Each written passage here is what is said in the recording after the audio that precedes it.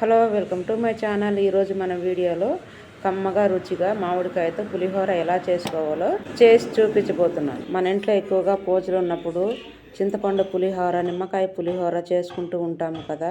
So ఇప్పుడు మామిడికాయల season కదండి. మామిడికాయలు మార్కెట్లో ఎక్కువగానే దొరుకుతుంది. మామిడికాయలు మీరు తెచ్చేసుకొని ఇలా పులిహోర చేసి పెట్టారంటే చాలా ఇష్టంగా ఇంట్లో వాళ్ళందరూ తినేస్తారు. మరి ఈ మామిడికాయ పులిహోరని చకచకా ఎలా చేసుకోవాలో చూసేద్దాం.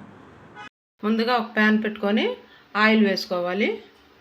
ఆవాలు 1 స్పూన్, ఉద్దిపప్పు 1 స్పూన్, శనగబేడలు 1 స్పూన్, లోకి శనగగుండ్లు 2 స్పూన్లు వేసుకోవాలి. ఇవన్నీ లో ఫ్లేమ్లోనే ఫ్రై చేసుకోవాలి. లోకి ఎండుమిర్చి 1-2 వేసుకోవాలి. పచ్చిమిర్చి 3-4 పచ్చిమిర్చి వేసుకోవాలి. నేను 4 వేసుకుంటున్నాను. ఇదంతా బాగా ఫ్రై అవ్వనివ్వాలి.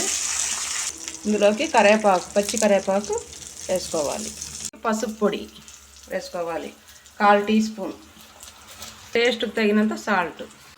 ఇదంతా వేసుకొని బాగా కలుపుకోవాలి. తురిమి పెట్టుకున్న మామిడికాయ గుజ్జు ఉంది కదా, తురుము పెట్టుకున్నాముగా, ఇది దీంట్లో కొంచెం తురుము పక్కన తీసి పెట్టేసుకోవాలి. ఈ మిగిలిన తురుము ఇందులోకి వేసేసుకోవాలి.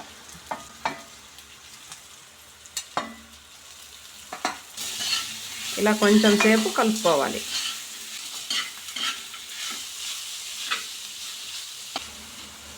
ఇలా అంతా బాగా కలుపుకోవాలి.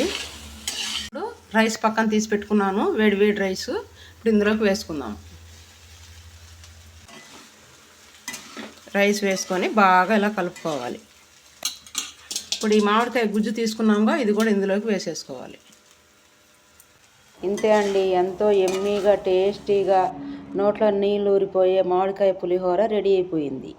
ఇంతేనండి, మామిడికాయ పులిహోర చేసుకోవడం చాలా చాలా ఈజీ. చింతపండు పులిహోర కన్నా చాలా ఈజీ. మరి నెక్స్ట్ వచ్చే పండగకైనా, పూజకైనా, వ్రతానికైనా ఈ మామిడికాయ పులిహోర చేసి పెడతారు కదూ.